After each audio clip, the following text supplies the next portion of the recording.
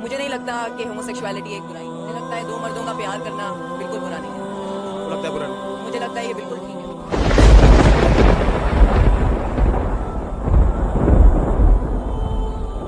اور اسی طرح جب ہم نے لوط کو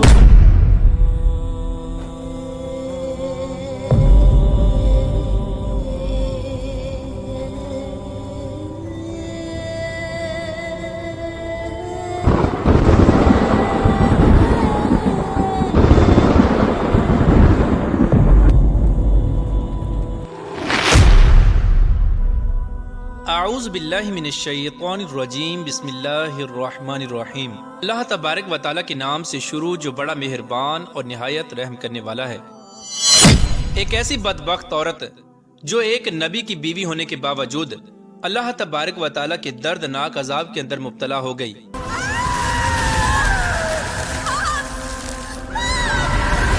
پیارے دوستو، تاریخ کے اندر ایسے بہت سارے عبرت ناک واقعات ملتے ہیں کہ جن کو سن کر انسان کی روح کانپ جاتی ہے کہ کتنے ہی ایسے لوگ تھے جو اللہ تبارک و تعالیٰ کے دردناک عذابات کے اندر مبتلا ہوئے، اور وہ لوگ اللہ تبارک و تعالیٰ کے نبیوں کے قریبی رشتہ دار اور ان کے شریک حیات اور ان کی آل اولاد میں سے تھے، جیسا کہ حضرت نوح علیہ السلام کی بیوی اور حضرت نوح علیہ السلام کا بیٹا اور حضرت آدم علیہ السلام کا بیٹا کہ جس نے دنیا کا سب سے پہلا قتل کیا. اور انہی بدبخت لوگوں میں سے حضرت لوط علیہ السلام کی بیوی بھی تھی کہ جس پر اللہ تبارک و تعالیٰ نے اپنا دردناک عذاب نازل فرمایا. پیارے دوستو، آج کی اس ویڈیو میں ہم آپ کو بتائیں گے کہ حضرت لوط علیہ السلام کی بیوی کون تھی اور یہ قوم لوط کے ساتھ کون سا ایسا گناہ کرتی تھی کہ جس کی وجہ سے اس پر اللہ تبارک و تعالیٰ کا دردناک عذاب نازل ہوا اور یہ عورت پتھر کے مجسمے میں تبدیل ہو گئی. پیارے دوستو، اس ایمان افروز اور عبرت ناک واقعے کو سننے کے لیے آپ سے ہماری یہ گزارش ہے کہ ہماری اس ویڈیو کو اینڈ تک ضرور دیکھیے گا. پیارے دوستو، آج سے ہزاروں سال پہلے شہر صدوم کے اندر ایک قوم آباد ہوئی جس کو قوم لوط کہا جاتا ہے. یہ وہ دنیا کی پہلی قوم تھی کہ جس نے اس دنیا کے اندر ایک نئے گناہ کو ایجاد کیا. یہ دنیا کا ایسا بدترین گناہ تھا کہ اس سے پہلے کوئی بھی قوم اس گناہ کے اندر مبتلا نہ تھی. یعنی اس قوم کے مرد عورتوں کو چھوڑ کر مردوں کے ساتھ بدفعلی کیا کرتے اور جنسی تعلقات قائم کیا کرتے. اس طرح یہ قوم پہلی قوموں کی نسبت دنیا کے اندر ایک نیا گناہ کیا کرتی تھی اور یہ گناہ دنیا کا بدترین گناہ تھا. اس قوم کی ہدایت کے لیے اللہ تبارک و تعالیٰ نے اپنے پیارے نبی حضرت لوط علیہ السلام کو مبعوث فرمایا. حضرت لوط علیہ السلام کے والد کا نام ہاران تھا اور آپ کے والد کا انتقال بچپن ہی میں ہو گیا تھا. لہٰذا حضرت لوط علیہ السلام کی پرورش حضرت ابراہیم علیہ السلام نے کی. حضرت ابراہیم علیہ السلام کی خدمت اور آپ کی دعاؤں کی بدولت اللہ تبارک و تعالیٰ نے حضرت لوط علیہ السلام کو منصب نبوت پر فائز فرمایا تھا اور آپ کو نبی بنا کر شہر صدوم کی طرف مبعوث فرمایا. حضرت لوط علیہ السلام کی قوم اس بدفعلی کے اندر اس قدر ملوث ہو چکی تھی کہ ان کی کوئی بھی محفل اس گناہ سے خالی نہ ہوتی. یہ لوگ جہاں پر بھی جمع ہوتے تو ایک دوسرے سے بدفعلی کرنے لگتے، یہاں تک کہ قوم لوط کے ہر گھر میں یہ بدفعلی ہونے لگی. حضرت لوط علیہ السلام نے اپنی قوم کو اللہ تبارک و تعالیٰ کا پیغام سنایا اور اپنی قوم کو اللہ تبارک و تعالیٰ کے عذاب سے ڈرایا اور اپنی قوم کو بدفعلی کرنے سے منع کیا. حضرت لوط علیہ السلام نے اپنی قوم سے فرمایا کہ اللہ تبارک و تعالیٰ نے تمہارے لیے عورتوں کو پیدا فرمایا ہے، لہٰذا تم لوگ اپنی خواہشات کو جائز طریقے سے پورا کرو اور اس بدفعلی سے باز آ جاؤ. بے شک یہ بدترین گناہ ہے. لیکن حضرت لوط علیہ السلام کی قوم نے حضرت لوط علیہ السلام کی ایک نہ مانی اور اسی طرح اپنے گناہوں کے اندر مبتلا رہی. چنانچہ حضرت لوط علیہ السلام کئی سالوں تک اپنی قوم کو دعوت حق دیتے رہے اور اس برائی سے منع کرتے رہے، لیکن یہ قوم اپنے گناہوں سے باز نہ آئی اور اسی طرح اپنی بدفعلیوں کے اندر بدمست رہی. بلاخر جب یہ قوم حضرت لوط علیہ السلام کی دعوت سے تنگ آ گئی تو یہ قوم حضرت لوط علیہ السلام سے کہنے لگی کہ اگر تم اللہ تبارک و تعالیٰ کے سچے نبی ہو تو اس عذاب کو ہم پر لے آؤ جس عذاب سے تم ہم کو ڈراتے ہو.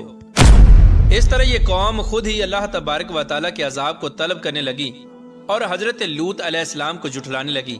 پیارے دوستو، اس طرح جب یہ قوم اپنے گناہوں سے باز نہ آئی اور اللہ تبارک و تعالیٰ کے عذاب کو طلب کرنے لگی تو اللہ تبارک و تعالیٰ کا دردناک عذاب ان پر نازل ہو گیا. چنانچہ حضرت جبرائیل علیہ السلام چند فرشتوں کے ہمراہ اللہ تبارک و تعالیٰ کا دردناک عذاب لے کر شہر صدوم کے اندر داخل ہو گئے. اللہ تبارک و تعالیٰ کی طرف سے آنے والے یہ فرشتے خوبصورت نوجوانوں کی شکل میں آئے۔ یہ فرشتے جب حضرت لوط علیہ السلام کے گھر آئے تو حضرت لوط علیہ السلام سے کہنے لگے کہ ہم مسافر ہیں اور آج رات آپ کے گھر میں ٹھہرنا چاہتے ہیں، لہٰذا آپ ہمیں ایک رات کے لیے اپنے گھر میں ٹھہرنے کی اجازت دے دیں۔ حضرت لوط علیہ السلام نے جب ان خوبصورت نوجوانوں کو دیکھا تو آپ مزید پریشان ہو گئے، کیونکہ حضرت لوط علیہ السلام کی قوم پہلے ہی اس بدفعلی کے اندر بہت زیادہ حد سے بڑھ چکی تھی، لہٰذا آپ کو یہ خطرہ لاحق ہونے لگا کہ اگر میری قوم کو ان خوبصورت نوجوانوں کا پتہ چل گیا تو وہ لوگ ان کے ساتھ بدفعلی کرنے سے باز نہ آئیں گے۔ حضرت لوط علیہ السلام کی قوم اس بدفعلی کے اندر اس قدر مبتلا ہو چکی تھی کہ اگر ان کے شہر میں کوئی بھی شخص آتا تو یہ لوگ اس کے ساتھ بدفعلی کرتے، اور اگر کوئی نوجوان ان کو نظر آ جاتا تو یہ زبردستی اس کے ساتھ بدفعلی کرتے۔ لیکن ان تمام تر حالات کے باوجود حضرت لوط علیہ السلام نے ان مسافروں کو اپنے گھر میں ٹھہرنے کی اجازت دے دی۔ چنانچہ جب وہ مہمان حضرت لوط علیہ السلام کے گھر میں داخل ہوئے تو حضرت لوط علیہ السلام کی بیوی جو کہ منافقہ تھی اور وہ حضرت لوط علیہ السلام پر ایمان نہ لائی تھی، یہ بدبخت عورت قوم لوط کی اس بدفعلی کو بہت زیادہ پسند کرتی تھی اور ان کے گناہ کے اندر پورا شامل تھی۔ لہٰذا جب حضرت لوط علیہ السلام کی بیوی نے ان خوبصورت نوجوانوں کو دیکھا تو اس بدبخت عورت نے فوراً جا کر شہر سدوم کے لوگوں کو بتا دیا کہ ہمارے گھر میں اس طرح خوبصورت نوجوان آ کر ٹھہرے ہیں، تم لوگ جاؤ اور ان کے ساتھ بدفعلی کرو۔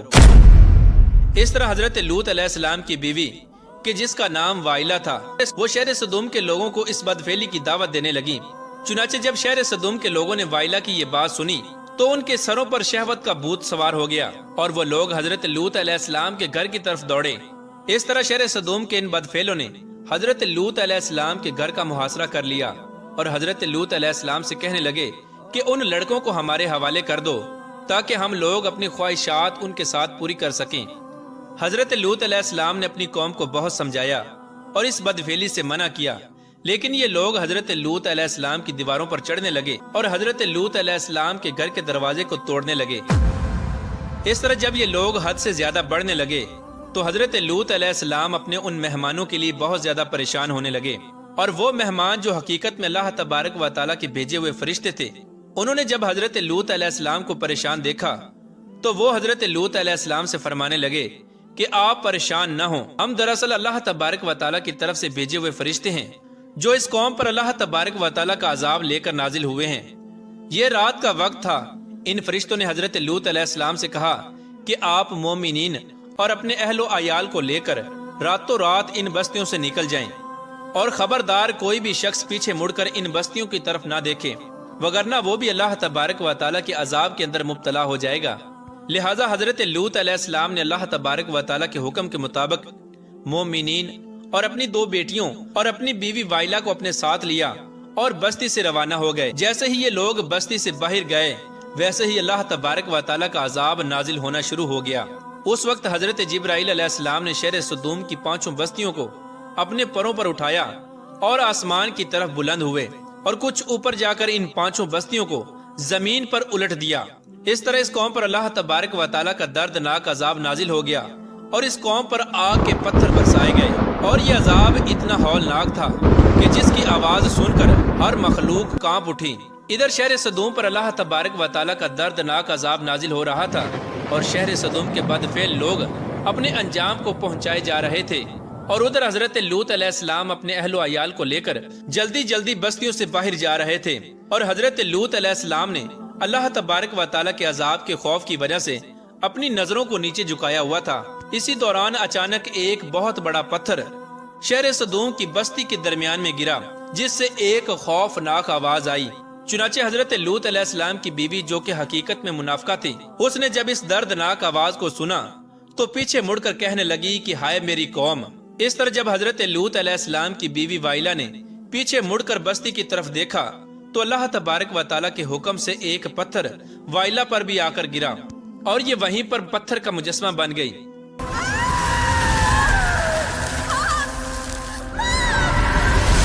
پیار دوستو، اس طرح حضرت لوط علیہ السلام کی بیوی ایک نبی کی بیوی ہونے کے باوجود اللہ تبارک و تعالیٰ کے عذاب کے اندر مبتلا ہو گئی۔